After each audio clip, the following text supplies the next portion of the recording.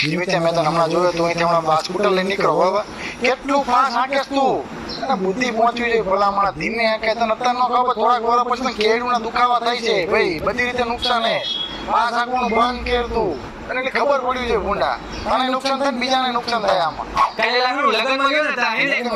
હા પણ સાંભળો ખરા હું લગનમાં તું સરકારી નોકરી તૈયારી કરસ ને હા લગનમાં બર્થડે પાર્ટીમાં જવાનું બધું બંધ કરી ભલા માણસ સરકારી નોકરી તૈયારી કરતો ડેડિકેશન તો તૈયારી કરવાની હોય આપણે ટાઈમ પાસ માંથી બહાર હોય તો પાસ થઈશ ને નોકરી લાગશે એકાદી આજે બીજા ખાવા જેવું બધા ભાઈબંધ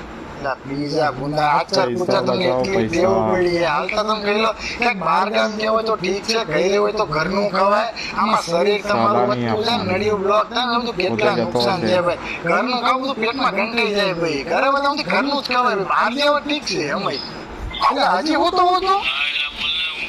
અલા માણા હવારમાં 6 સાડા 6 હાથે ઉઠી જવાનું હોય આટલા 10 12 વાગે તમે પડ્યા